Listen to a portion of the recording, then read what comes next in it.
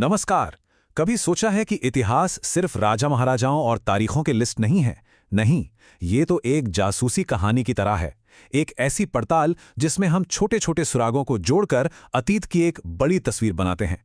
तो चलिए आज हम सब मिलकर बनते हैं हिस्टोरिकल डिटेक्टिव और शुरू करते हैं ये पड़ताल। हमारी जासूसी का पहला और सबसे बड़ा सुराग ये छोटी सी मोहर है। सिंधु घाटी सभ्यता की सबसे रहस्यमयी चीज।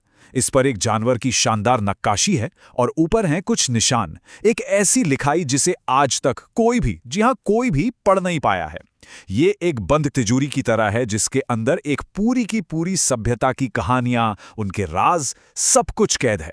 और यहीं से हमारी असली चुनौती शुरू होती है। सोचिए, उन लोगों की कहानी कैसे बताई जाए जिनकी अपनी कोई आवाज, कोई लिखी हुई बात हमारे पास है ही नहीं।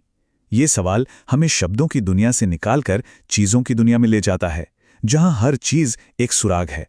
तो चलिए मिलते हैं हमारी इस मिस्ट्री से। हड़प्पा सभ्यता, या जिसे सिंधु घाटी सभ्यता भी कहते हैं, एक ऐसी एडवांस्ड शहरी सभ्यता जो आज भी अपने सबसे बड़े राज को लेकर खामोश है। एक मिनट के लिए जरा इस टाइमलाइन को समझिए। हम बात कर रहे हैं आज से लगभग 4,500 साल पहले की। ये वो जमाना था जब मिस्र के महान पिरामिड बन रहे थे, जब मेसोपोटामिया में शहर बस रहे थे, और ठीक उसी वक्त भारत की धरती पर यह शानदार सभ्यता अपने चरम पर थी। तो जब शब्द चुप हों तब मैदान में कौन उतरता है? हमारे पुरातत्वविद, यानी अतीत के वो जासूस जो मिट्टी और पत्थर की परतों को खोलकर एक खोई हुई दुनिया को फिर से हमारे सामने खड़ा कर देते हैं। अब जरा इन चीजों को देखिए। देखने में तो ये बहुत मामूली लगती हैं, है ना? मन के वजन करने वाले बाट और पत्थर के औजार। लेकिन हर छोटी चीज एक कहानी कहती है। ये मन के बताते हैं कि उन्हें सजने संवरने का शौक था।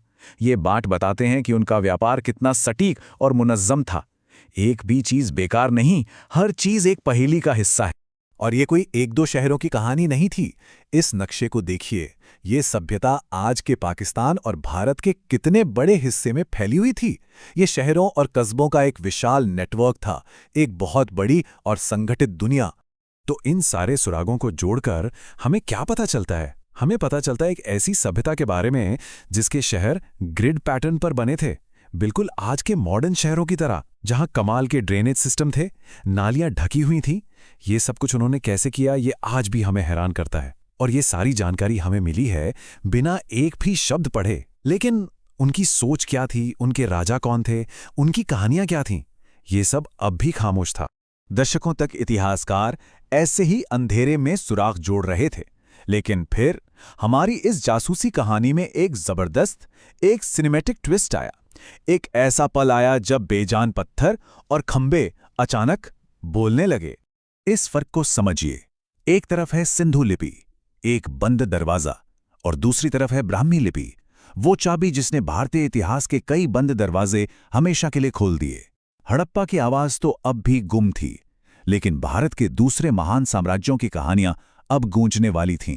और वो जादुई पल आया साल 1838 में। जेम्स प्रिंसिप नाम के एक जीनियस ने सालों की मेहनत के बाद ब्राह्मी लिपि को डिकोड कर लिया। सोचिए जरा उस यूरेका मोमेंट के बारे में। अचानक एक झटके में पूरे देश में खंभों और चट्टानों पर लिखे संदेश, जो सदियों से सिर्फ निशान थे, अब पढ़े जा सकते थे। इतिहास की एक बंद किताब अचानक हवा में खुल गई। इसका असर जबरदस्त था। अब इतिहास सिर्फ अंदाजों का खेल नहीं था। अब हमारे पास राजाओं के असली नाम थे, उनकी नीतियां थीं, उनके अपने शब्द थे। ये बिल्कुल वैसा ही था जैसे कोई पुरानी मूक फिल्म देख रहा हो और उसमें अचानक आवाज आ जाए। और हमें सिर्फ राजाओं के बारे में ही पता नहीं चला, हमें आम लोगों की झलकियां भी मिली। ये देखिए, ये एक जमीन के दान का दस्तावेज है जिसे महान सम्राट चंद्रगुप्त द्वितीय की बेटी प्रभावती गुप्त ने जारी किया था। ये उस समय की एक ताकतवर महिला की सीधी आवाज है जो आज भी हम सुन सकते हैं। अब जब हम लिपियों को पढ़ सकते थे तो हमारी जांच एक नए लेवल पर पहुंच गई। अब हम सिर्फ ये नहीं जानते थे कि लोग क्या करते थे, बल्कि हम ये भी समझने लगे थे कि वो क्या सोचते थे, क्या मानते थे, उनकी अंदर की दुनिया कैसी थी। एक बात और समझनी जरूरी है, कला और आर्किटेक्चर भी इतिहास की किताबें होती हैं।